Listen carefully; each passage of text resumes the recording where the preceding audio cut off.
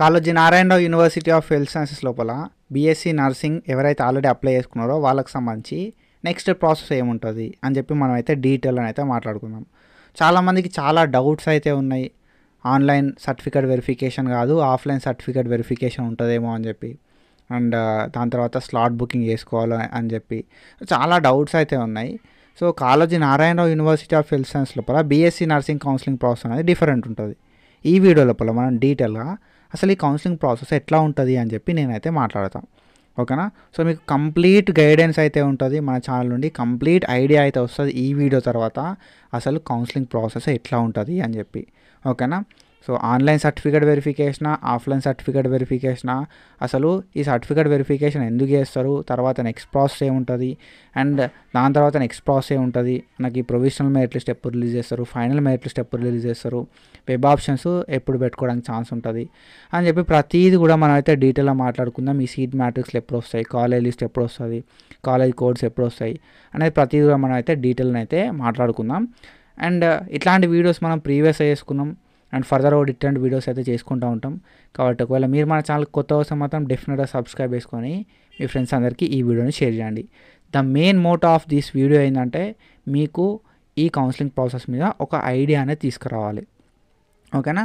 So మనం analytic guidance అని చెప్పి ఒక గైడెన్స్ ప్రోగ్రామ్ స్టార్ట్ చేసినాం. ఈ గైడెన్స్ ప్రోగ్రామ్ లోపల 154 రూపీస్ సబ్స్క్రిప్షన్కి మనం అయితే 6 months గైడెన్స్ అయితే ప్రొవైడ్ చేస్తున్నాం అన్నట్టు. ఒకవేళ మీరు బీఎస్సీ నర్సింగ్ చేద్దాం అనుకున్నా, బీపీటీ చేద్దాం అనుకున్నా, ఏహెచ్ఎస్ చేద్దాం అనుకున్నా ఈ గైడెన్స్ అయితే ప్రొవైడ్ చేస్తాం. ఫేజ్ 1లో సీట్ రావాలంటే ఏం చెయ్యాలి అనేది నేను చెప్తా, ఎక్కడ వస్తా అని కాదు, ఏం చెయ్యాలి అనేది నేను చెప్తా. సో మంచి గైడెన్స్ అయితే ప్రొవైడ్ చేస్తా బీఎస్సీ నర్సింగ్, బీపీటీ, ఏహెచ్ఎస్ సంబంధించి ఎక్కడెక్కడ కాలేజెస్ ఉన్నాయని చెప్పి కాలేజ్ లిస్టు, ఏమేమి కోర్సెస్ ఉన్నాయని చెప్పి courses list, number of seats list, and online application ఎట్లా చేసుకోవాలని చెప్పి, ఆన్లైన్ అప్లికేషన్ ఎట్లాంటి మిస్టేక్స్ అవాయిడ్ చేయాలని చెప్పి, టాప్ కాలేజెస్ ఏంటి అని చెప్పి, టాప్ గవర్నమెంట్ కాలేజెస్ ఏంటి అని చెప్పి, టాప్ ప్రైవేట్ కాలేజెస్ ఏంటి అని చెప్పి ప్రతిదీ కూడా మంచి గైడెన్స్ అయితే మన ఛానల్ నుండి నేనైతే ప్రతి అప్డేట్ ఇస్తా, మంచి గైడెన్స్ ప్రొవైడ్ చేస్తా. అండ్ అనాలిసిక్ గైడెన్స్ త్రూ అయితే పర్సనల్ గైడెన్స్ లాగానే ఉంటుంది గైడెన్స్. ఓవరాల్గా లైవ్స్ కండక్ట్ చేస్తూ ఉంటాం every month 10th, 20th, 30th. ఈ లైవ్స్ లోపల మీకు ఏం డౌట్స్ ఉన్నా కూడా నేనైతే క్లారిఫై చేస్తాను అన్నట్టు. అండ్ ఒకవేళ మీకు సీట్లు రాకపోయినా బెస్ట్ ఆల్టర్నేటివ్స్ గురించి కూడా డీటెయిల్ అని అయితే చెప్తా. ఓకేనా? సో ఈ అనాలిసిక్ గైడెన్స్ గురించి ఒకవేళ మీకు ఏమైనా ఇంట్రెస్ట్ ఉంటే అనాలిసిక్ గైడెన్స్ సబ్స్క్రిప్షన్ అయితే తీసుకొని 154 రూపీస్కి 6 months ఆఫ్ గైడెన్స్ అయితే ఉంటుంది అన్నట్టు. అండ్ మనం ఈ నెక్స్ట్ ప్రాసెస్ విషయానికి వస్తే ఫస్ట్ అప్లికేషన్స్ అనేది మనకు ఆల్రెడీ స్టార్ట్ అయిపోయినాయి. ఈ అప్లికేషన్స్ అనేది మనకు స్టార్ట్ అవ్వడం అయితే జరిగింది అన్నట్టు. 30 September 2025 దాకా టైం అయితే ఉంది ఆన్లైన్ లోపల అప్లికేషన్ చేసుకోవడానికి. ఆల్రెడీ మనకు అప్లికేషన్స్ అయితే స్టార్ట్ అయిపోయినాయి. 30 September 2025 దాకా టైం అయితే ఉంది ఆన్లైన్ లోపల అప్లికేషన్ పెట్టుకోవడానికి. ఓకేనా? సో మనం ఆన్లైన్ అప్లికేషన్ చేసుకున్న తర్వాత, ఓకేనా, ఆన్లైన్ అప్లికేషన్ చేసుకున్న తర్వాత మనం మెయిన్గా చూసుకోవాల్సింది ఏంటంటే మనకు క్వారీ ఏమన్నా వచ్చిందా అని చూసుకోవాలి. ఓకేనా? క్వారీ ఐడి అని చెప్పి ఒక ఐడి వస్తుంది అన్నట్టు. సో క్వారీ ఐడి అని చెప్పి ఒక ఐడి అనేది వస్తుంది మనకి.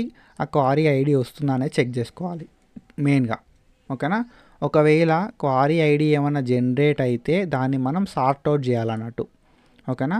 ఒకవేళ మీరు ఏదైనా ఇమేజెస్ రాంగ్ అప్లోడ్ చేసినా, మిస్టేక్ అప్లోడ్ చేసినా, లైక్ బ్లర్డ్ ఉన్నా, విజిబుల్ లేకపోయినా అట్లాంటి సిచ్యువేషన్ లోపల క్వారీ అనేది వస్తుంది. ఆ క్వారీని మనం సాల్వ్ చేయాల్సి ఉంటుంది అన్నట్టు. ఓకేనా? ఈ క్వారీ ఎప్పుడైనా రావచ్చు. సో మనకు మెరిట్ లిస్ట్ రిలీజ్ అయ్యేంత వరకు ఎప్పుడైనా రావచ్చు. ఆ క్వారీని మనం సాల్వ్ చేస్తే మన పేరు అనేది ప్రొవిజనల్ మెరిట్ లిస్ట్ లోపల ఇస్తారు. ఓకేనా? మన నేమ్ అనేది ప్రొవిజనల్ మెరిట్ లిస్ట్ లోపల ఉండాలి అంటే మనకి ఏదైనా క్వారీ వస్తే క్వారీని సాల్వ్ చేయాలి. ఐదర్ ఆ క్వారీ నార్మల్ టెక్స్ట్ మెసేజ్ అయినా రావచ్చు, ఈమెయిల్ అయినా రావచ్చు. ఓకేనా? టెక్స్ట్ మెసేజ్ అయినా రావచ్చు, లేకపోతే ఈమెయిల్ అయినా రావచ్చు. సో మీరు మెయిన్గా చెక్ చేసుకోవాల్సింది క్వారీ ఏమైనా వస్తుందా అని చెప్పి చెక్ చేసుకోవాలి. ఓకేనా? క్వారీ చెక్ చేసుకున్న తర్వాత ప్రొవిజనల్ మెరిట్ లిస్ట్ అనేది రిలీజ్ చేస్తారు అన్నట్టు. ఓకేనా? సో క్వారీస్ అనేది జనరేట్ చేస్తారు. సో ఈ క్వారీస్ ఎందుకు జనరేట్ చేస్తారు అని అంటే మెయిన్గా మనకు ఆన్లైన్ సర్టిఫికేట్ వెరిఫికేషన్ అనేది చేస్తారు. ఓకేనా? అప్లికేషన్స్ అయిపోయిన తర్వాత మనకు ఏం చేస్తారు కదా అంటే ఆన్లైన్ సర్టిఫికేట్ వెరిఫికేషన్ అయితే చేస్తారు. ఈ ఆన్లైన్ సర్టిఫికేట్ వెరిఫికేషన్ బేస్డ్ ఒక మెరిట్ లిస్ట్ అనేది ప్రిపేర్ చేస్తారు అన్నట్టు. దీన్ని మనం ప్రొవిజనల్ మెరిట్ లిస్ట్ అంటాం. ఓకేనా? ప్రొవిజనల్ మెరిట్ లిస్ట్ అంటాం మనం. ఈ provisional merit list online applications ఎవరైతే చేసుకుంటారో వాళ్ళ నేమ్స్ మాత్రమే ప్రొవిజనల్ మెరిట్ లిస్ట్ లోపల ఉంటాయి. ఓకేనా. సో ఈ ఆన్లైన్ సర్టిఫికేట్ వెరిఫికేషన్ అనేది ఆన్లైన్ లోపలనే అవుతుంది.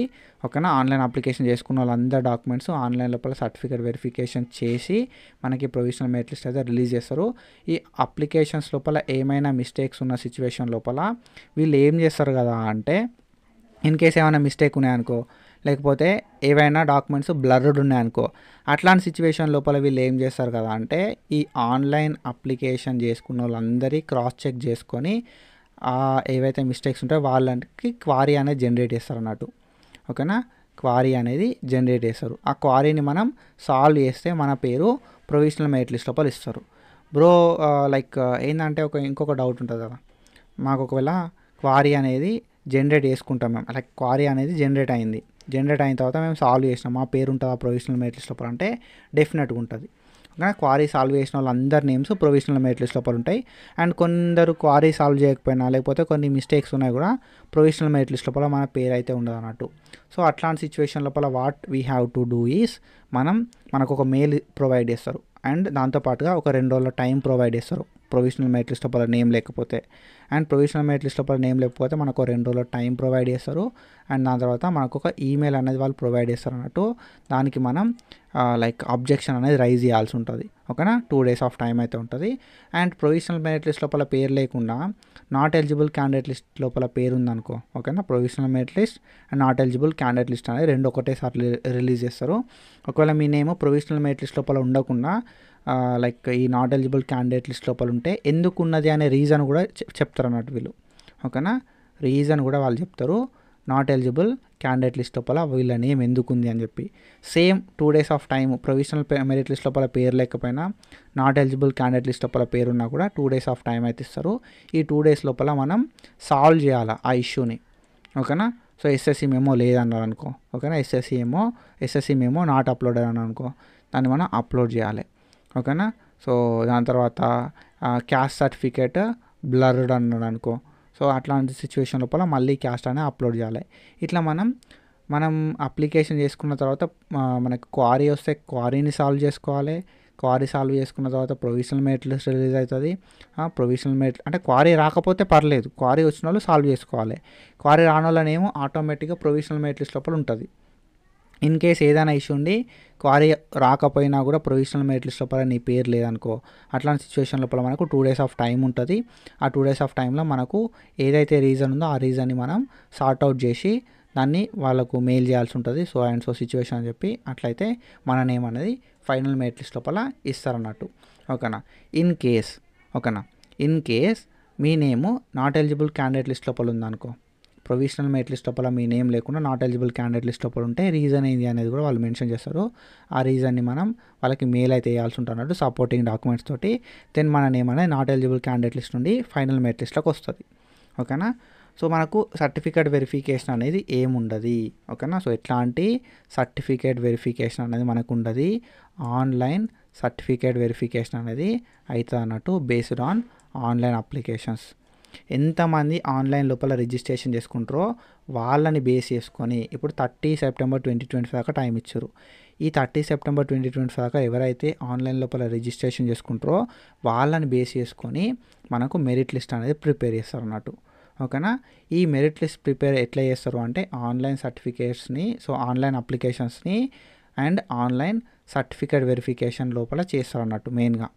ఓకే. సింపుల్లీ ఆన్లైన్ అప్లికేషన్స్ ఎవరైతే చేసుకుంటారో వాళ్ళ అప్లికేషన్స్ ఆన్లైన్ లోపలనే వెరిఫై చేస్తారు. ఓకేనా. వెరిఫై చేసిన తర్వాత దాన్ని బేస్ చేసుకొని లిస్ట్ అయితే ప్రిపేర్ చేస్తారు. ఒకవేళ ఆ వెరిఫికేషన్ లోపల ఏదైనా లైక్ మిస్టేక్ ఉంటే క్వారీ జనరేట్ చేస్తారు. ఓకేనా.